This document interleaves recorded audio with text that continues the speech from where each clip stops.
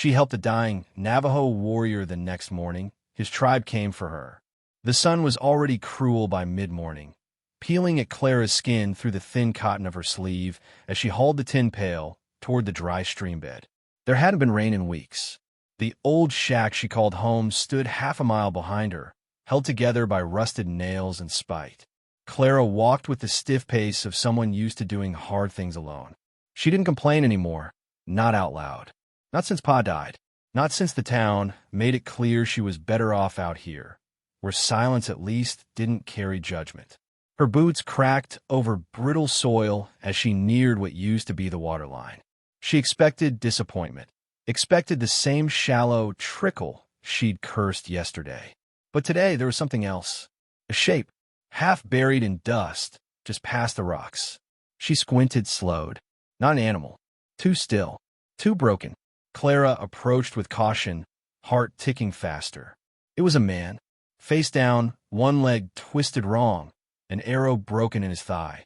His clothes were torn and bloody, hair matted with dust. Skin dark, copper warm, not like the settlers. Her breath caught. A native. Alone. Dying. She froze. Every warning she'd ever heard from her father screaming in her head. Don't go near one if he's alone. He ain't alone. He's the bait. You see one? There's 5 more in the brush waiting. But there were no sounds in the brush. No movement, just the wind scraping through the grass like a whisper. He didn't move. Didn't even flinch. One of his hands was clenched around nothing. His lips were dry, cracked deep like the earth. Clara gripped the handle of the water pail so tight it dug into her fingers. She could turn around. She should. No one would blame her. No one would know. But her feet didn't listen. She stepped forward, each movement cautious, every sense wide open. She knelt beside him, the smell of blood and sweat hitting her like a wall. He wasn't dead yet. Not yet. You shouldn't be here, she muttered, almost angry, like saying it would change the fact that she already was. She dipped her fingers into the pail, let a few drops fall on his mouth. His tongue twitched, lips parted. She swallowed hard. Don't die. I didn't walk all the way out here for nothing. Her voice was rougher than she intended. She pulled the scar from around her neck, tore it clean down the middle with teeth and hand, pressed a strip hard over the wound. He groaned. She flinched, but didn't stop.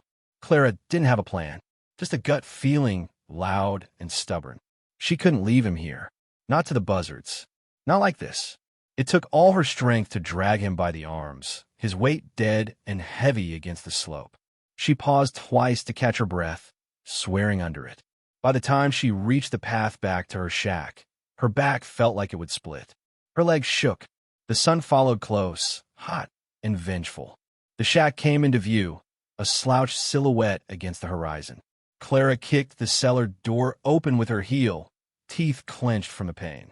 She half dropped, half slid him into the dark, then yanked the door shut above him. Her hand shook. She couldn't tell if it was from the strain or the fear.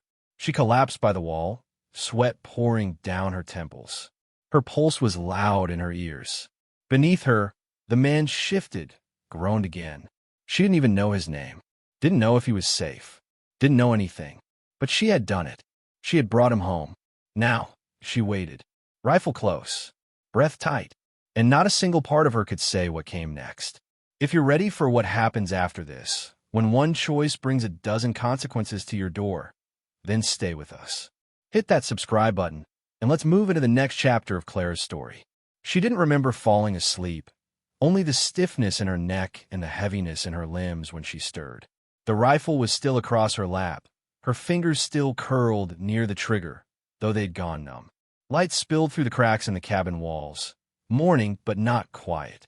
There was a pressure in the air, like the silence before thunder. Clara blinked, sat up straighter, heart rising before her body could catch up. Then she heard it. Hooves. Dozens.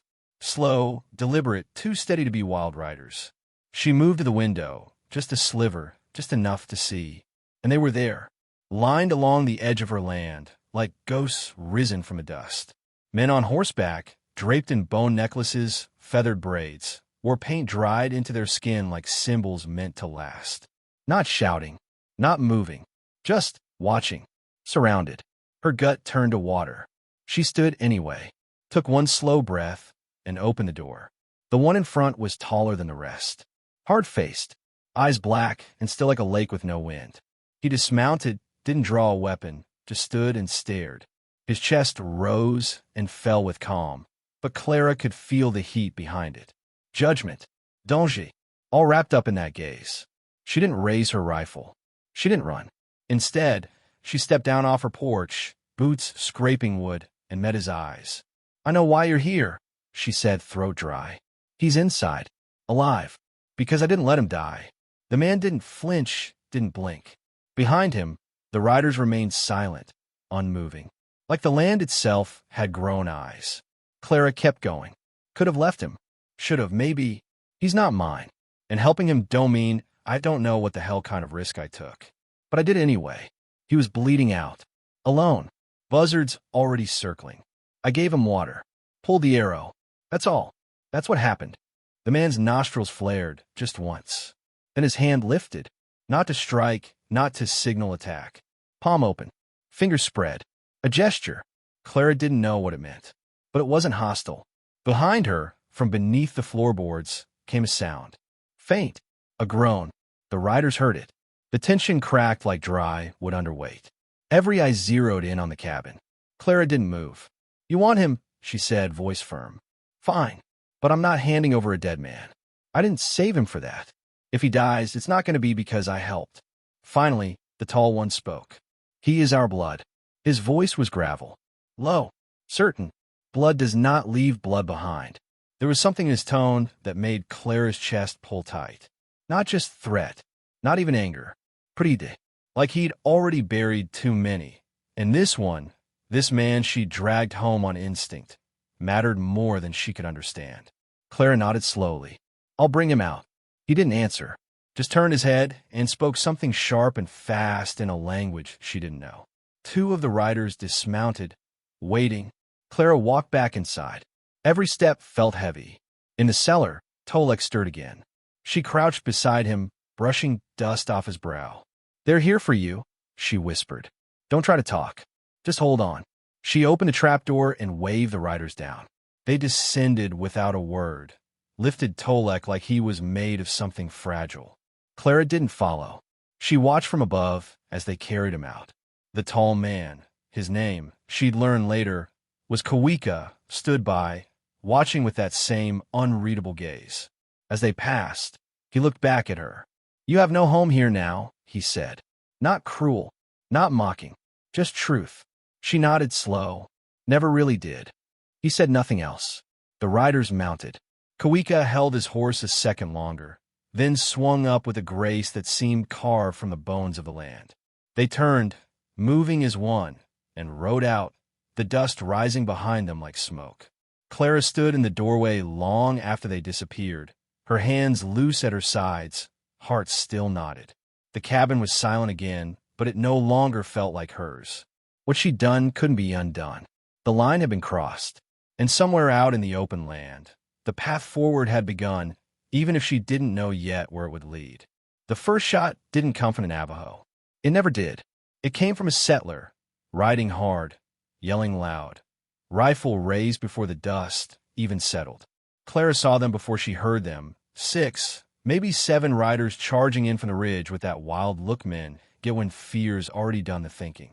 They must have seen the group leaving her land, and now they were here to finish what they thought she'd started.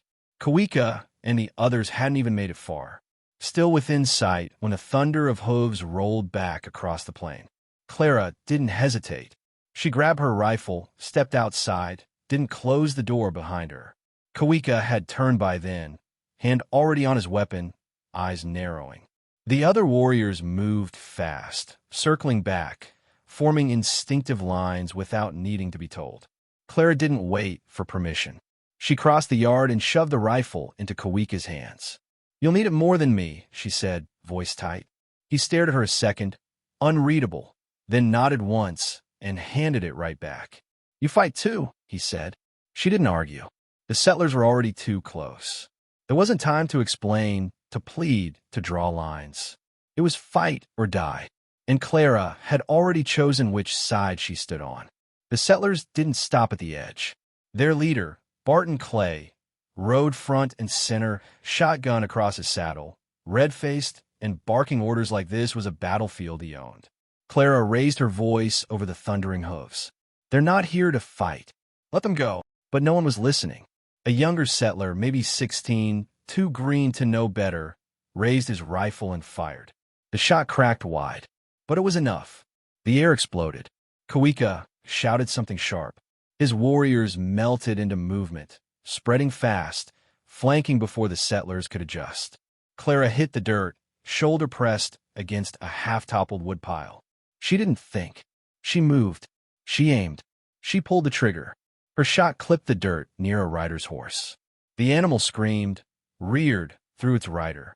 Clara rolled, reloaded, fired again. Around her, the valley became chaos, dust clouds and gunfire, hooves scrambling, men yelling, the sharp clang of bullets splitting wood and stone. A settler tried to flank the left. Kawika met him head-on, knocked the rifle away, drove him back with the butt of his own weapon. Clara kept shooting, not to kill, but to stop, to hold the line. Then a cry from behind. The trapdoor to her cellar banged open. Tolek, bloodied, groggy, but alive. He dragged himself up, eyes burning. Clara's heart stopped. He shouldn't be standing. But there he was, weaponless, swaying but upright. He didn't need to speak. Just the sight of him was enough. One of the settlers saw it too. Raised his weapon. Clara turned, fired before he could. The shot hit the man's arm. He dropped his rifle, cursing. More settlers were falling back now. Two of their horses had bolted. One man lay unmoving near the fence. Another crawled for cover, clutching a leg. Barton Clay was still up, still shouting. Still angry enough to think he could win this. Clara spotted him from behind a barrel, lined up her shot. The bullet shattered the brim of his hat, sliced the skin just above his eye. He screamed, fell back off his horse, hands pressed to his face. It broke then. The last of the settlers panicked. One by one, they turned tail, dragging the wounded, leaving the dead. Their retreat raised more dust than their charge. Clara stood slowly, chest heaving, arms shaking from recoil. Around her, Kawika and his men emerged, blood on their arms, scratches across their chests, but alive. Breathing. Tolek leaned against the doorway, barely upright, pain etched deep into every line of his face. Clara crossed him, pressed a hand to his shoulder, steadying him. "You shouldn't be standing," she said. And yet, he rasped. "Here I am." Kawika approached. His eyes scanned Clara, then the horizon, then the bodies left behind. "It's done," he said. "For now." She nodded, but she knew what he meant. Settlers didn't forgive. Not for this. She looked back at the cabin, her cabin. Bullet holes in the siding. Ashes rising from the firewood she'd stacked just days ago. This place was no longer home. It was a battlefield, a memory. She didn't say it aloud, but she knew it. She had crossed the line with no way back. The world she'd known, the one that turned its back when she needed it most, was gone. Burned away with the last shot fired. She wasn't welcome there anymore. She wasn't even sure she wanted to be. She turned toward Kawika, rifle still in hand. "So," she said, voice rough. "What now?" Kawika looked at her a long time, then gave the smallest nod. "Now," he said, "you ride." The cabin was gone. What remained were blackened beams and scorched dirt, the wind pulling thin threads of smoke into the sky. Clara didn't watch long. There was nothing left in that ash but memories she didn't need anymore. She stepped forward, rifle slung over her back, eyes fixed ahead. Kawika waited without a word, mounted and ready. He didn't ask if she was sure. He didn't need to. Clara didn't hesitate. She climbed onto the spare horse they'd brought and fell in line with the others. No one spoke. No one looked back. The fire had taken the last piece of the life she once had. Now there was only forward. They rode for hours, leaving the low plains behind, heading toward the jagged horizon. The land grew harder, less forgiving. Steep ridges, narrow paths, the kind of country where weak things didn't last long. Clara rode in silence, watching the way the others moved, the ease in their rhythm, the way they didn't waste motion, didn't fill silence with needless words. Kawika rode ahead, as if born to the trail. Tolek was still recovering, riding between two older warriors. He didn't speak either, but once, when their eyes met, he dipped his head. That single nod said more than words could have. They made camp in a hollow shielded by stone, the fire small and carefully hidden. The air turned colder.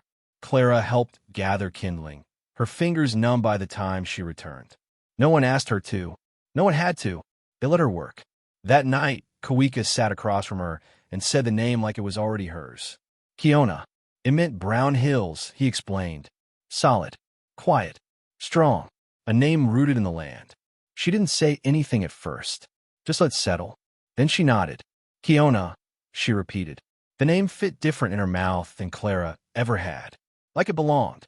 In the days that followed, she stopped thinking of herself by the old name. That woman had died with the cabin. Kiona was the one who rose from the ash. She learned to move with the group, not behind. She learned to ride differently, knees loose, back steady. She watched how the warriors scanned the land, read the trees, the wind, the silence. When they hunted, she carried meat back without complaint. When they ran drills, she joined, sweating, stumbling, but never quitting. Kawika didn't offer compliments, but now and then his eyes lingered longer than before, watchful, not doubtful. She practiced shooting with one of the younger scouts, learning how to reload faster, aim from awkward positions. When her shoulder bruised, she kept going. When her feet blistered, she wrapped them and walked on. There was no room for weakness here, and Kiona didn't ask for space. One morning, a scout returned with word of settlers nearby. Not soldiers, not yet, just riders, but too close. Kawika ordered the group to move before first light. Kiona didn't ask where they were going. She packed and saddled her horse like the rest. Tolek walked beside her for a stretch. His limp had faded some, though pain still crept into his jaw when he talked. You didn't have to stay, he said. Kiona looked at him. Neither did you. Later, while scouting a narrow ridge, they heard a hawk cry overhead. One of the warriors froze, raised a hand. Everyone stopped. Kiona held her breath, following their eyes. Movement below. A single rider. Not a threat. Yet, but close enough to be seen. Kiona dropped low, mirrored the way the others melted into the rocks. Minutes passed. The rider moved on. Kiona's muscles ached from holding still. But when Kawika glanced at her, he nodded once. Approval. She felt it like a small fire in her chest. That night, it didn't make a fire. Too risky. They ate cold meat and drank in silence. Kiona sat with her rifle across her knees, eyes on the dark edge of the horizon. She wasn't sure what lay ahead. More running, more fighting, maybe death. But she knew this much. She wouldn't go back. Not ever. Not to the towns that spat at her name. Not to the people who decided who belonged and who didn't. She belonged here now. With them. With the ones who didn't need to ask her past to see her worth. When the wind picked up, Kiona didn't shiver. She pulled her coat tighter and stayed still, eyes forward. The fire behind her was gone. The path ahead was steep, but it was hers now. And for the first time in her life, she wasn't walking it alone. They didn't speak of the past, not because it was forgotten, but because it had been burned away and left behind. Among the people she now walked with, Kiona wasn't the woman who once lived in a broken shack or the settler who crossed a line in the dirt. She was simply who she'd become, formed in battle, tempered by fire, chosen by her own hand. And that was enough. The warriors didn't ask where she came from.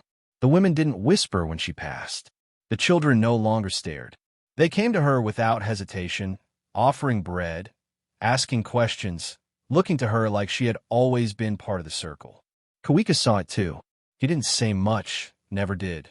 But one evening after the sun dropped behind the ridge, he approached her by the fire and handed her a leather band, marked with stone beads and worn symbols. You'll take charge of them, he said simply. The women, the children. When the next fight comes, you keep them safe. Kiona didn't blink. She didn't ask why. She just nodded and took the band, sliding it over her wrist. It wasn't about rank or reward. It was trust. And trust out here was as rare as clean water and more valuable than land.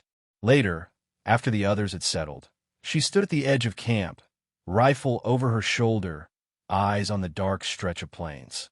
The sky was wide open, wind sharp against her face, but she didn't feel alone. The land didn't care about names or bloodlines. It cared only about what you did when the fire came. She had made her stand, chosen her side. She had the name Clara like old skin. The one she carried now, Kiona, wasn't just a name given. It was earned. She breathed in deep and let out slow. There would be more hardship, more riders on the horizon. But whatever came, she knew who she was. She didn't need walls or towns or permission. She had purpose. She had people. And in a world like this, that was everything. If you felt this story, if you stood with her in those final moments, if you believe that courage is a choice and belonging can be built from nothing, but will leave a comment, share your thoughts, and hit subscribe. This channel brings you stories that remind us who we are when no one's watching. Until next time, stay strong, stay grounded, and never forget, sometimes the land names us better than blood ever could.